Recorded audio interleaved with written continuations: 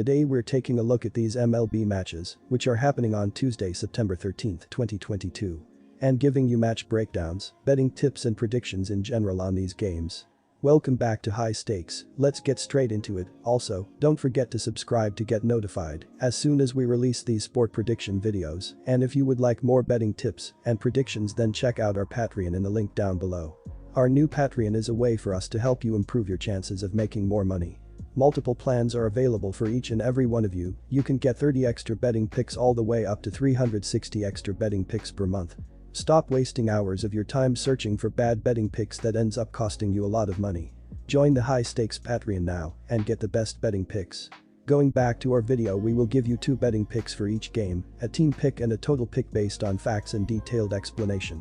So make sure to watch our videos till the end so you don't miss any of our picks. Philadelphia Phillies vs Miami Marlins. This pick feels risky, but I see Kyle Gibson getting back on track and dominating the Marlins in this game. Yes, the Marlins looked good against him the last time they played, and they exploded on the scoreboard against the Rangers in their last game, but they are still one of the worst hitting teams in the league. They are scoring the 27th least amount of runs per game and they have the 27th lowest overall team batting average. They will fail to consistently reach base throughout this game, and the Phillies will slowly pull away. Philadelphia is coming into this one with their bats on fire, as they were scoring hot at the plate against the Nationals in their last series. The Phillies are also scoring the 5th most runs per game and they have the 8th highest team batting average in the league. They will continue to string together hits against Cabrera and they will also show off their power. The Phillies are hitting the 6th most bombs per game, as they are extremely tough to keep up with on the scoreboard. Especially because I don't see the Marlins staying hot at the plate. Gibson is 9-6 on the season and I see him bouncing back in this one at home. The Phillies are the better overall team and they need to win this game more than the Marlins. Our team pick is Philadelphia Phillies minus 1.5 runs. These offenses have been showcasing they are able to score runs well, as Philadelphia is averaging 5.55 runs per game in their last 11 games, while Miami is scoring 3.15 runs per game in their previous 13 games. Looking at the pitching throughout the month of September, both teams have been struggling, as the Phillies are 24th in the sport with a 5.15 team ERA in 9 games thus far, while the Marlins are 27th in the majors with a 5.59 team ERA in 11 games, as of this writing. Our total pick is over 7.5 runs. New York Yankees vs Boston Red Sox. New York saw its monster AL East lead start to slip away when it lost 19 out of 29 games in the month of August. The Yankees really entered dangerous territory when they lost 2 out of 3 games at Tampa Bay in the first weekend of September and then dropped another game to the Rays last Friday night.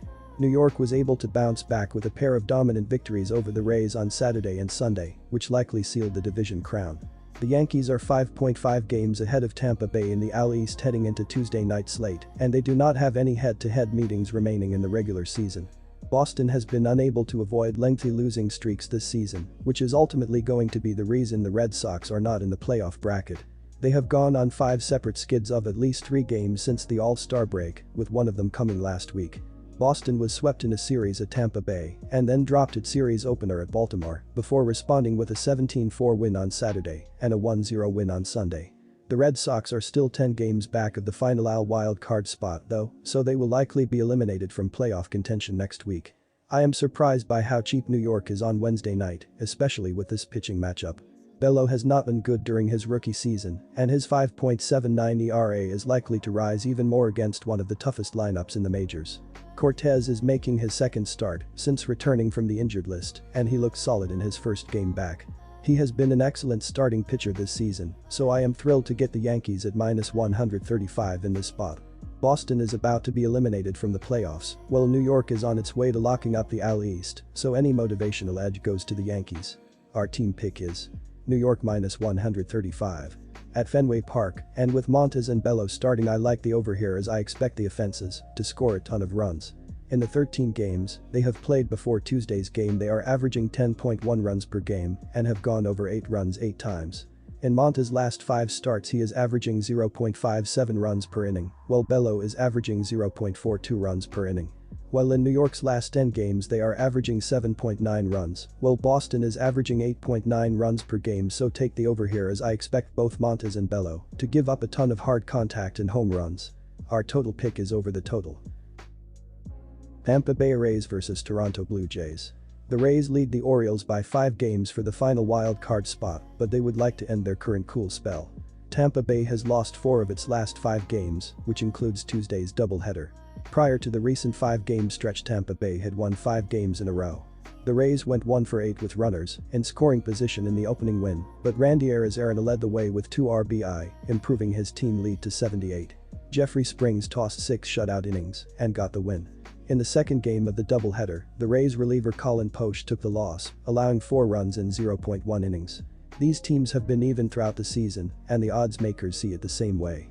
Although it is very slight, with a little plus money on the side of the Rays and they have won 2 out of Rasmussen's 3 starts against the Blue Jays this season, I will back the Rays. The Rays will turn to right-hander Drew Rasmussen for the third game of this critical showdown with the Blue Jays.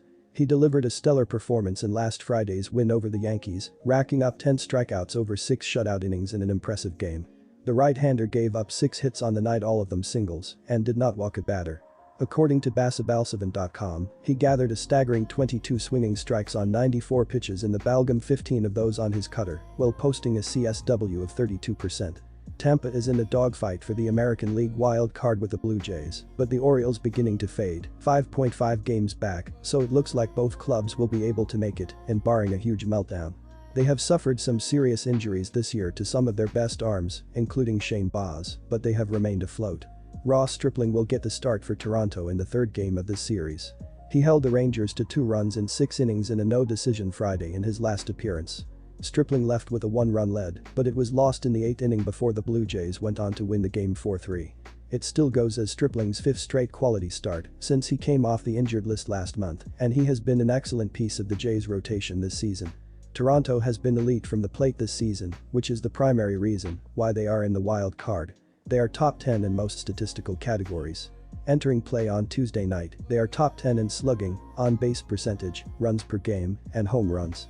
As long as they get the same solid production from their starters, Alek Manoah and Kevin Gausman, most important as their primary aces, they will be a dangerous out in the playoffs.